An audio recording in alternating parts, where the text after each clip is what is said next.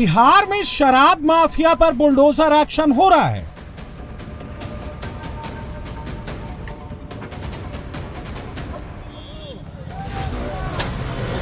बिहार में जमीन माफिया पर शिकंजा कसा जा रहा है। बुलडोजर ढूंढ ढूंढ कर भू माफियाओं की अवैध कमाई को मिट्टी में मिला रहा है। बिहार में बालू माफिया पर नकेल कसी जा रही है। लोगों की मजबूरी का फायदा उठाकर गुंडा बैंक चलाने वालों पर ताबड़तोड़ एक्शन हो रहा है। गुंडा बैंक चलाने वालों से लाखों रुपए और जेवरात जब्त किए जा रहे हैं। यूपी के बाद बिहार में माफियाओं को मिट्टी में मिलाने की शुरुआत हो गई। बिहार में जमीन माफिया, बालू माफिया और शराब माफिया की नई लिस्ट तैयार हो गई है। बिहार में माफिया छिपने के लिए जगह ढूंढ रहे हैं, लेकिन उन्हें छिपने की जगह नहीं मिल रही है।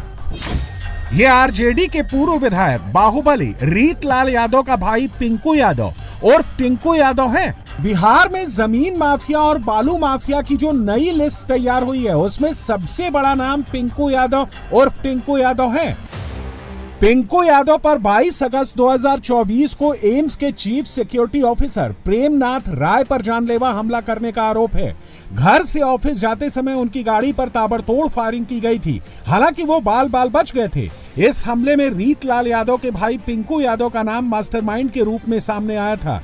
पिंकू यादव पर एम्स में गार्ड की नौकरी दिलाने के नाम पर 35 लोगों से 60 हजार रुपए भी वसूलने के आरोप हैं।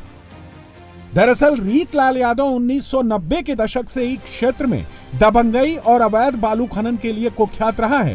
गंगा और सोन नदियों से होने वाले बालू खनन पर इसका बड़े पैमाने पर नियंत्रण है। क्षेत्र में कोई भी बड़ा काम इसकी मर्जी के बिना नहीं होता। लेकिन 2016 में विधान परिषद सदस्य बनने के बाद रीतलाल ने इन कामों की जिम्मेदारी छोटे भाई पिंटू यादव को सौंप दी। रीतलाल यादव और पिंकू यादव दोनों फिलहाल जेल में बंद हैं। दोनों पर बिल्डर से 50 लाख रुपए की रंगदारी मांगने और जान से मारने की धमकी देने का आरोप है। और अब बिहार में जमीन माफिया और बालू माफिया की जो नई लिस्ट तैयार हुई है, उसमें कुल 20 नाम हैं और इसमें 9 यादव हैं। लिस्ट में रीतलाल यादव के भाई पिंकू यादव का भी नाम है। दानापुर के पारस राय और उनके बेटे राज वल्लभ कुमार का भी नाम है। माफिया सूची में बांका के नीलेश यादव और उसके भाई संजय यादव का भी नाम है। बादल यादव और उसका भाई आजाद यादव भी माफियाओं की इस लिस्ट में शामिल है। बिहार में एनडीए की नई सरकार बनने के बाद माफियाओं पर शिकंजा कसना शुरू हो गया है। बीएनएस की धारा 107 के प्रावधानों के तहत अब तक ऐसे 1419 माफियाओं की पहचान कर ली गई है, जिन्होंने अपराध के जरिए संपत्ति अर्जित की है। और इन 1419 माफियाओं में से 405 माफियाओं के खिलाफ कोर्ट में प्रस्ताव समर्पित कर दिया गया है। 70 मामलों में संपत्ति जब्त करने की प्रक्रिया भी चल रही है और 3 माफियाओं के खिलाफ कोर्ट ने संपत्ति जब्त करने का आदेश भी दे दिया है। बिहार में जब से सम्राट चौधरी गृह मंत्री बने हैं, गुंडे, बदमाश, भू माफिया, बालू माफिया, शराब माफियाओं की सफाई शुरू हो गई है। पूरे बिहार में माफियाओं का बुलडोजर इलाज हो रहा है। बिहार की आर्थिक अपराध इकाई यानी ईओयू ने 20 जमीन और बालू माफियाओं को आइडेंटिफाई करके उनकी करीब 50 करोड़ रुपए की संपत्तियां जब्त करने का प्रस्ताव एनफोर्समेंट डायरेक्टोरेट को भेजा है। बिहार में भू माफियाओं पर ताबड़तोड़ एक्शन हो रहा है। 20 माफियाओं की कुख्यात लिस्ट में 8 भू माफिया हैं और इन 8 भू माफियाओं में से 5 पटना जिले के हैं। अश्विनी सिंह, रेंटल फ्लैट 254 कंकड़बाग पटना, राज वल्लभ कुमार, दानापुर पटना, पारस राय, रतन राय, दानापुर पटना, संजय कुमार उर्फ संतोष कुमार डॉन, खुशरूपुर पटना और टिंकू कुमार और पिंकू कुमार खगौल पटना में रहते हैं। जबकि कामाख्या सिंह बिहिया भोजपुर, वीरेंद्र प्रसाद बिंद कैमूर और मोहम्मद रिजवान उर्फ राजा बहादुर पुरे दरभंगा के शामिल हैं। सिर्फ आप लोगों की जानकारी के लिए हम लोगों ने भू माफिया के कुल ऐसे 8 भू माफिया को चिन्हित किया है जिला के सहयोग से, जिनके ऊपर आपराधिक इतिहास है और जिन्होंने अपराध जनित की संपत्ति उसको संग्रहण भी किया है।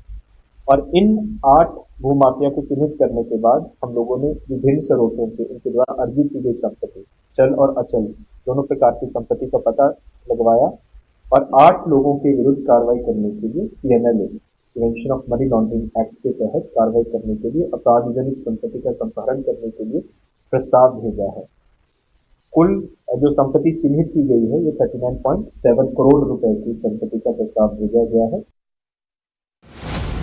बिहार में सिर्फ भूमाफियाओं की लिस्ट ही नहीं जारी हो रही है, बल्कि उन्हें गिरफ्तार भी किया जा रहा है। यह पटना का भूमाफिया संजय यादव और संतोष कुमार डॉन है। कुछ दिन पहले जब बिहार पुलिस पटना के खुशरूपुर वाले घर में दबिश दी तो ये डॉन साड़ी पहनकर महिला के वेश में फरार हो गया। पुलिस ने इस दौरान संजय के घर से 2 राइफल जब्त की। संतोष डॉन का पुराना आपराधिक इतिहास रहा है। उसके खिलाफ विभिन्न थानों में कई गंभीर आपराधिक मामले दर्ज हैं। उस पर जमीन के फर्जी दस्तावेज तैयार कर अवैध कब्जा करने और रंगदारी के रूप में हजारों करोड़ रुपए वसूलने जैसे संगीन आरोप हैं। ये भूमाफिया रिजवान और फ्राजा हैं। रिजवान पर दरभंगा में मर्डर समेत फर्जी जमीन बिक्री के 35 केस दर्ज हैं, जिसमें सबसे चर्चित मामला डॉक्टर नवाब की जमीन फर्जी रूप से बेचने और बिजनेसमैन दिनेश दारुका समेत दर्जनों लोगों से पैसा लेकर जमीन नहीं देने का है। जिस एक ज़मीन का सौदा मैंने किया था, 22-23 कट्ठा ज़मीन थी वह, जिसमें हम 2 पार्टनर थे, अरुण जी और हम, जिसमें 60 लाख रुपया हम लोगों ने, रिजवान जी ने को पावर था, उसमें 60 लाख रुपया का चेक हम लोग ज़मीन मालिक के नाम से किए। बाद में ज़मीन मालिक ने रिजवान जी का पावर कैंसिल कर दिया और उसके बाद हम लोग ज़मीन मालिक को कहते रहे कि भाई अब आप डायरेक्ट हम लोग को और जो पैसा है लेकर के रजिस्ट्री कर दीजिए। वह ज़मीन आज तक हम लोग को रजिस्ट्री नहीं हुई। हम लोग उसके लिए न्यायालय में भी केस किए। रिजवान पर करीब 100 करोड़ से ज्यादा पैसे के फर्जीवाड़े का आरोप है। रिजवान अभी जेल में है, लेकिन उसके भाई कह रहे हैं कि रिजवान के नाम से कोई संपत्ति नहीं है। मोहम्मद रिजवान उर्फ राजा, जिसकी संपत्ति जब्त होगी, मगर रिजवान के नाम से तो कुछ है नहीं। मकान भी है, हमारे बाप दादा का दिया हुआ है, हमारे पास पेपर भी है उसका, और उसके नाम से तो 0/0 कुछ है ही नहीं। न कहीं कोई संपत्ति है, न कहीं प्लॉट है, न कोई गाड़ी घोड़ा है, कुछ भी नहीं है। और 2 साल से अभी जेले में है। इससे पहले भी छापामारी हुआ था तो उसमें भी कुछ भी नहीं लिखा, और जब्ती का पेपर भी हमारे पास है। बहादुरपुर, लहरियासराय दोनों आकर के जब्ती किए थे। बिहार में छोटी बड़ी करीब 78 नदियां हैं और माफिया करोड़ों की कमाई के लिए हर दिन इन नदियों को छलनी करते हैं। लेकिन अब इनके ऊपर भी एक्शन शुरू हो गया है। बिहार की माफिया वाले लिस्ट में सबसे ज्यादा 11 बालू माफिया हैं। इनमें सबसे ज्यादा 6 बालू माफिया बांका जिले से हैं, जबकि 3 भोजपुर जिले से हैं। विभीषण यादव बांका, नीलेश यादव बांका, संजय यादव बांका, छोटू यादव बांका, बादल यादव बांका, आजाद यादव बांका, सोनू खान आरा, विदेशी राय आरा, सुनील कुमार यादव भोजपुर, अमित कुमार औरंगाबाद, राम प्रवेश सिंह मनेर। बालू माफियाओं की लिस्ट में पटना के मनेर के रहने वाले राम प्रवेश सिंह और विशुन दयाल सिंह का भी नाम है।